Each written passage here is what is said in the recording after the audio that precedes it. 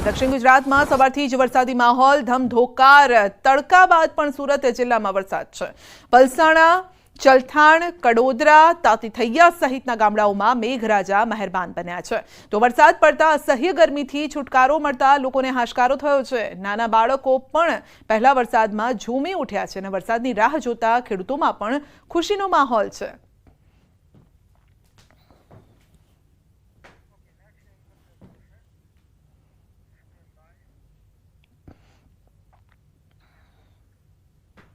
તો રાજકોટ જિલ્લાના ઘણા જળાશયો તળિયા છાટક છે। રાજકોટ સિંચાઈ વિભાગ અંતર્ગત કુલ 27 જળાશયો આવે છે અને જેમાંથી 17 જળાશયોમાં 0% થી 8% સુધી જ પાણીનો જથ્થો છે।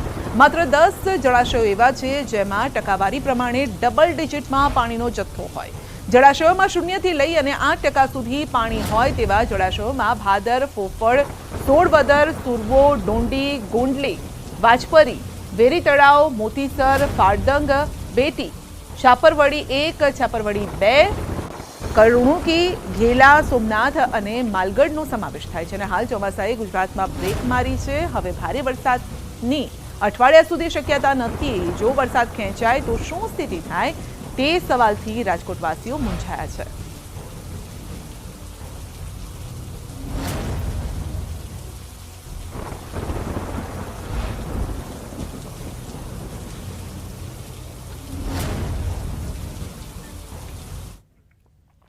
ભાજપ આગેવાનને માર મારવાનો વિડીયો વાયરલ થયો છે। ગાંધીનગરના કાલોલમાં વિડીયો વાયરલ થયો છે અને ભાજપ આગેવાન ગોવિંદ પટેલ સાથે ઝપાઝપી થઈ છે। ખાનગી કંપનીના માણસોએ કરી હતી ઝપાઝપી। છત્રાલ પાસે બેરિકેડ ખોલવા અંગે થઈ હતી માથાકૂટ અને હાલમાં બંને પક્ષે સમાધાન થયું છે। માફી પણ માંગી લેવાઈ છે।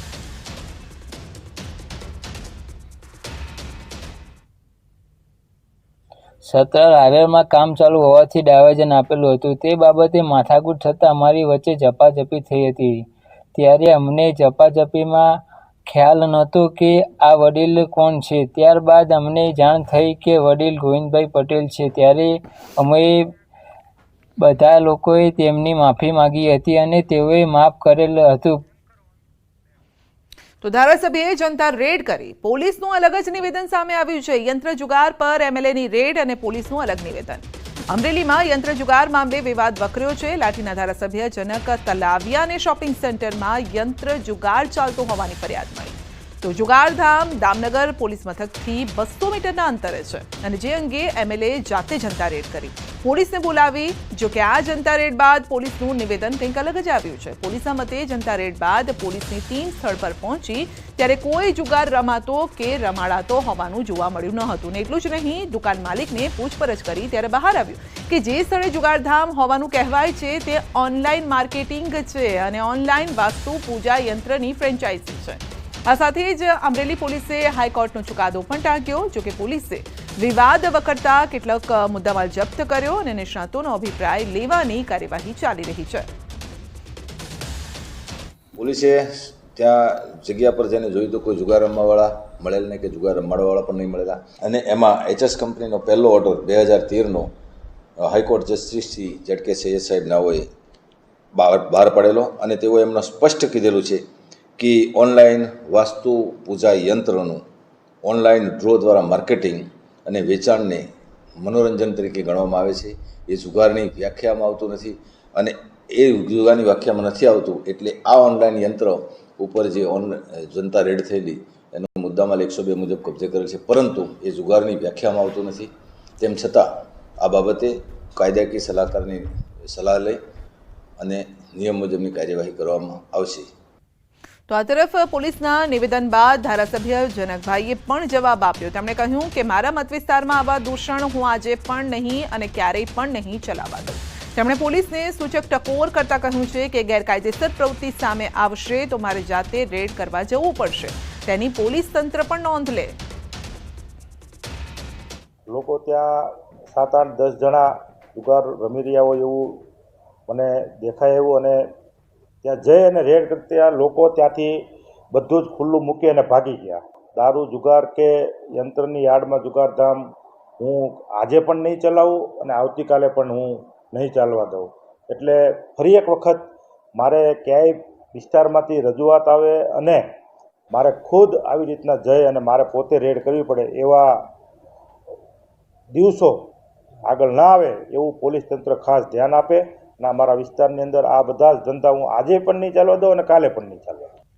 તો રાજકોટ અગ્નિકાંડને લઈને બનાસકાંઠા જિલ્લા સાંસદ જ્ઞાનીબેન ઠાકુરનું નિવેદન સામે આવ્યું છે.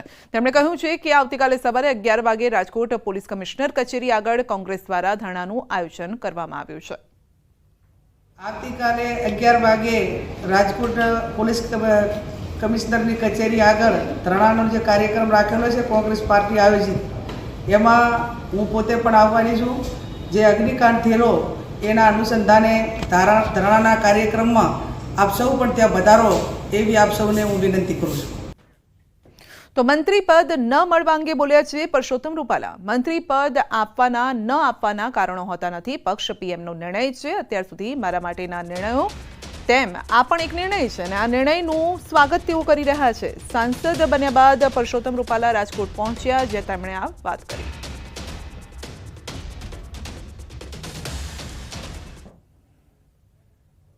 પૈસા હોતા નથી, આપવાના કારણો હોતા નથી, નહીં આપવાના કારણો હોતા નથી. પક્ષ અને પ્રધાનમંત્રીશ્રીનો આ પ્રેરોગેટિવ હોય છે. એમણે જે નિર્ણય કર્યો હોય છે, અત્યાર સુધીના બધા નિર્ણયો જે મારા માટે થયા છે એમાં આ નિર્ણય પણ મારા માટે થયો છે, એમનું સ્વાગત છે. ગીર સોમનાથમાં બેદરકારીનો વધુ એક વિડીયો સામે આવ્યો છે. આંગણવાડીનું અનાજ બહાર લઈ જવાનો વિડીયો સામે આવ્યો છે. સંચાલક દ્વારા જ અનાજ બહાર લઈ જવામાં આવી રહ્યું છે. તો પડાપાદર ગામની આંગણવાડીના ભોજનમાં જીવાત નીકળી હતી અને મોડી રાત્રે આંગણવાડીનું અનાજ સંચાલક દ્વારા આંગણવાડીની બહાર લઈ જવાતું હોવાનો વિડીયો વાયરલ થઈ રહ્યો છે. તો ગામના સરપંચ અને લોકોએ રાત્રિ દરમિયાન ચેક કરતા આ અનાજ બહાર લઈ જવામાં આવતું હતું. સંચાલકનું કહેવું છે કે તે અનાજ સાફ કરવા ઘરે લઈ જઈ રહ્યા હતા. જોકે મોડી રાત્રે અનાજ ઘરે લઈ જતા સવાલો ઊભા થયા છે.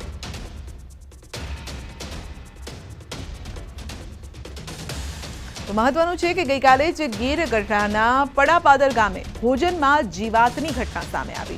ભોજનમાં ઈયળ ધનેડા નીકળ્યાનો વાલીઓનો આક્ષેપ અને બાળકોએ ઘરે જાણ કરતા મામલો સામે આવ્યો.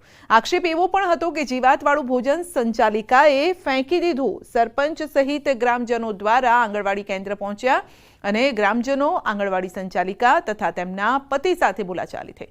આ ઘટના બાદ આંગણવાડી કેન્દ્ર ન ખોલવા દેવા ગ્રામજનોએ ચીમકી ઉચ્ચારી.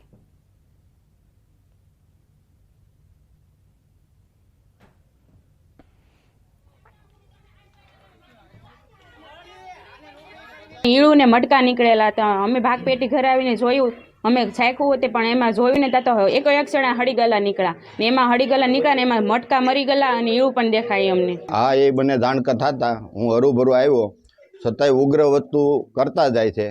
મેં ગઢડા સાહેબ શ્રીને પણ જણાવેલું કે ભાઈ આ વસ્તુ બનેલી છે અમારા ગામમાં, જેથી કરીને સંજ્ઞાનમાં લેવું કે અનાજમાં કોઈ જંતુ નીકળે એ સલાવી લેવામાં નહીં આવે. સરપંચ દ્વારા જાણ થઈ છે અમને બપોર પછી, અને એ બાબત માટે અમે રૂબરૂ સ્થળ કરાઈ કરી સંચાલક અને આંગણવાડી કેન્દ્ર અને ગ્રામજનો સાથે રૂબરૂ મુલાકાત કરી અને આગળની કાર્યવાહી કરશું. ગીર સોમનાથના ઉનાના મુખ્ય બજારમાં ફરી એકવાર આખલાનો આતંક જોવા મળ્યો છે અને સતત વ્યસ્ત રહેતા પોસ્ટ ઓફિસ ચોક વિસ્તારમાં આખલા વચ્ચે યુદ્ધ થતા લોકોના જીવ તાળવે ચોંટી ગયા. આખલાએ અનેક બાઇકને ઝપેટમાં લીધી હતી, તો બીજી તરફ આખલાની લડાઈના કારણે લાંબા સમય સુધી રસ્તો પણ બંધ રહ્યો. થોડીવાર માટે લોકોમાં અફરાતફરી મચી ગઈ.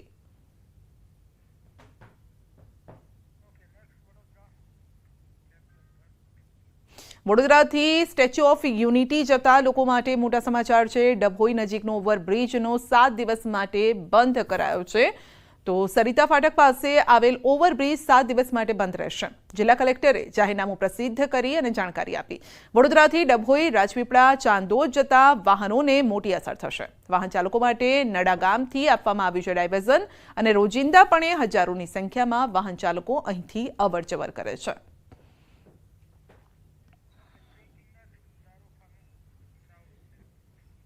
અમદાવાદમાંથી ઝડપાઈ છે ગેરકાયદેસર ફટાકડાની ફેક્ટરી.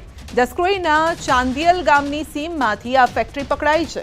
જગ્યા ભાડે રાખી મહિનાથી ફટાકડા બનાવતા હતા. પતરાની ઓરડી અને શેડ બનાવી આ વેપલો ચાલતો હતો. તો મંજૂરી કે પરવાના વગર જ કાચું દારૂખાનું લાવી ફટાકડા બનતા હતા. ગ્રામ્ય એસઓજીએ રેડ કરી અને સલ્ફરના કોથળા સહિત 1.93 લાખનો મુદ્દામાલ જપ્ત કર્યો છે અને 10 કામદારોના નિવેદન લઈ તપાસ હાથ ધરી છે. ચિરાગ રાજેન્દ્ર પગી નામના વ્યક્તિએ શરૂ કરી હતી ફેક્ટરી. પોલીસને ગુનો નોંધી અને તપાસ હાથ ધરી છે.